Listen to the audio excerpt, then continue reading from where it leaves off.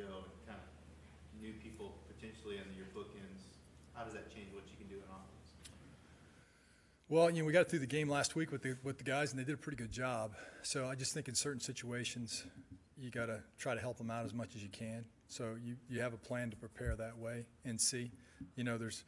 This team can create situations for one-on-one matchups where there's not a lot you can do, and you've just got to be able to block those guys. So the balance becomes trying to make sure you can protect yourself as much as you can. It helps having a quarterback like Phillip because he obviously can do a lot of different things that can help that. So that's all part of the plan as we work the week, and then we'll see where those guys wind up at the end of the week.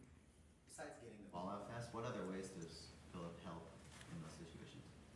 Well, just being able to handle, if it's a check or if it's something that he sees on getting us in the right play or, in a protection thing. Those are the kind of things where, it can make a difference.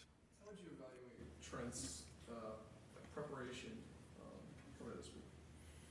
Well, he's going to get a lot of reps, but he's been getting reps before. I think the one thing that stands out about Trenton is that it doesn't seem too big for him. He's come a long way from Grambling to here as a undrafted free agent, and credit to him. He's done a nice job. So, we still feel good about having other guys that can potentially go into that position. Like Michael Schofield played that last year and did a nice job with it. And, you don't want to make wholesale changes on the line, but you think you can do those kind of things if you need to. Was that a consideration at all?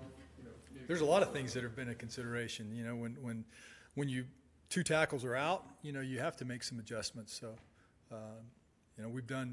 our guys have done a good job with that, and hopefully it'll help us this week.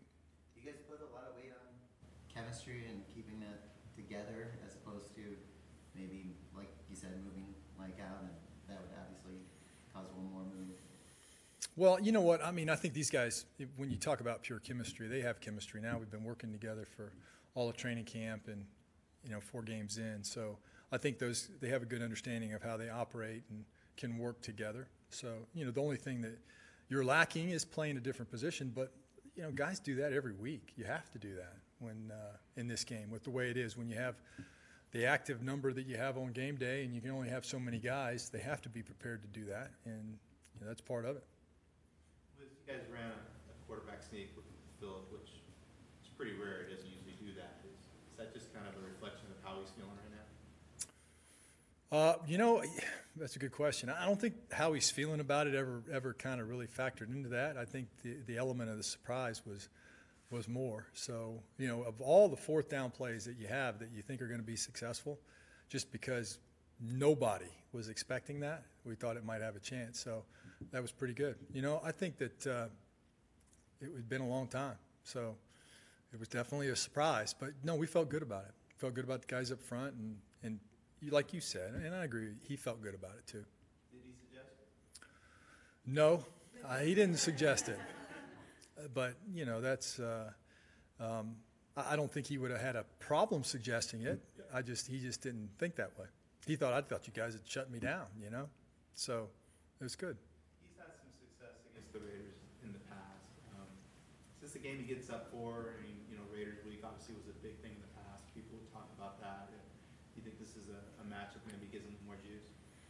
Well, I think divisional games for us always, you get up for those games because we've had some contested battles with all the teams in our division. Obviously Kansas City has gotten the best of us the last few years, but there's been a lot of give and take between us and Oakland. And, I think I don't want to put words in other guys' mouths, but I think we have a lot of respect for that team and the players that are on it. And the just like last year, the first game, it came down to the wire in Oakland, and we always kind of feel it's going to be that way. So, and I know that there's a long history between the Raiders and the Chargers. So there is a little bit of excitement just from that, Coach, the ground game's obviously working. I think Melvin has top 2 or 3 in the league and carries them above 10 yards. But you look at the tape, you see all the wide receivers down to blocking. What goes into that? How important are those wide receivers to those successful big runs? Well, one of the things that we've talked about, gosh, even back to camp, is how unselfish the group of receivers were. A lot of times that was correlated to being a decoy in a route or maybe not getting the ball but still working. And I think really this is a great example of that. It's more than just that, to be able to ask them to do some of the things that we do in the run game to block and them to do it, especially with, who knows, sometimes they could get matched up on a bigger guy, but no complaints. They work hard at it, and it has definitely helped us in the run game. So, I think it's a credit to them. The guys up front are doing a good job, and the tight ends, obviously, and backs, fullbacks, but it really helps when you got a group of guys like that. Seems like the one area of Gordon's game that's really grown is getting yards after contact and pushing through. Is that just more years in the league or something he's really worked at, or? Well, I mean, since I've been with Melvin, he has gotten better and better and better, and that's what you want to see out of a talented young football player.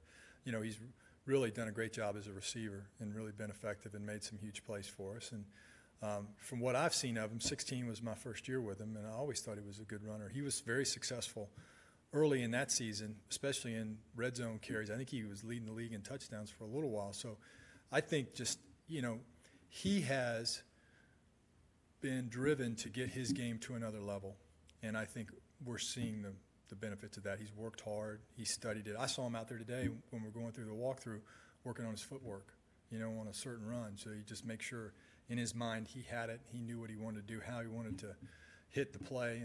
And, that's what you see from a real professional, especially one of those guys that are really good players in this league. Was the first 3 weeks, Ekeler and Mike Williams were finding pretty sizable roles. They kind of went away from them last week. Why was that?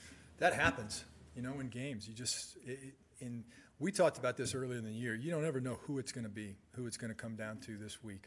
Tyrell had some huge plays for us this past week, and I think that's one of the things that has helped us be a little bit more effective is that it's not just one guy. It's, hey, it may come to you, it may not. We had a number of things that we wanted to go to both Mike and Austin, but, the course of the game and then the progressions of how you're doing it, it just doesn't seem to work out. So, once again, I think it goes back to our guys being unselfish because it would be easy to be frustrated, but, I think they see the bigger picture of playing together and being happy for each other. So, we always, within our structure of our plan, we always have things in for them, but you can never control for sure where it's going to go.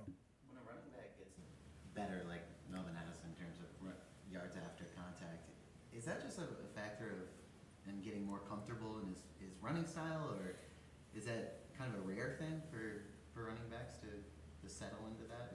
You know what? I haven't really thought about it. I'm sure there have been backs in the league that's characteristic of what you're saying. Like I said, I think Melvin, has really worked at it. And once again, it's a credit to him. There's no question he's a talented player. Regardless of anything else, he's a very talented football player. But I think he wants to be recognized as one of the better backs in the league, and he's worked hard at it. And, take your hat off to him. Coach, realizing it's early, at the quarter point, those guys, Ekeler and Gordon, they're on a historic pace, really to surpass Ingram and Kamara, what they did last year, with 3,300 yards from scrimmage, 28 touchdowns. They're on that kind of pace right now. Have you worked with a pair of running backs that complement each other as nicely as these guys do? Well, in my years in the league, I've had a few running backs that have been pretty good. We had Jerome Bettis and Fast Willie Parker in Pittsburgh, which were a pretty good combo. So not to take anything away from Austin and Melvin, obviously, but who knows? We're at the quarter point. We still got a lot of games left. It can all change. I think we're just pleased with the way our entire group is working together. Parker was a pretty good back for you. Does Ekeler kind of add that same dynamic with catching it out of the backfield and the speed factor? Because I think he had a couple of big carries out of the backfield last week. Well, he's had it for the couple of weeks. He's had a couple of big carries out of the backfield. You can't compare. They're different players, different times. There's no question that I do agree with you. Austin's speed is something that you notice. That he has really worked hard at all the little things that he's had to improve as a free agent coming in here. And, he's created the role for himself.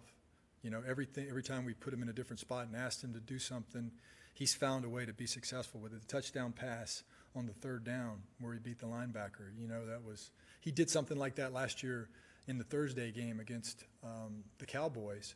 So just to see him continue to grow and make some plays like that, you just get really excited about him. I mean, Melvin's had a couple weeks of good, hard, physical runs, running over defenders and stuff. How much does that energize the line and the entire offense when you see someone like Gordon make physical plays like that? Well, I'm going to tell you what, when we came out in the second half, I think it was the second half, it's all because you move on, but when Tyrell made that catch and then the very next run, Melvin made that one where it didn't seem like anybody could tackle him.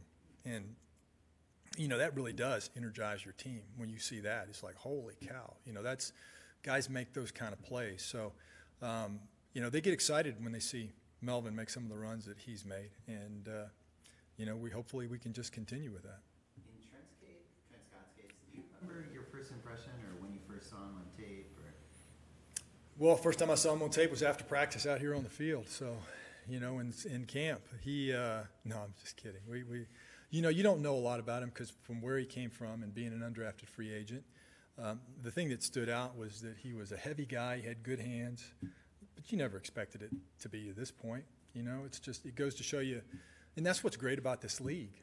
A guy like that you don't expect, that has worked hard, and all of a sudden he gets in and he plays. I mean, wow, it's crazy, but it's also exciting, because he's shown, I guess it goes back to what I said earlier about this doesn't seem to be too big for him.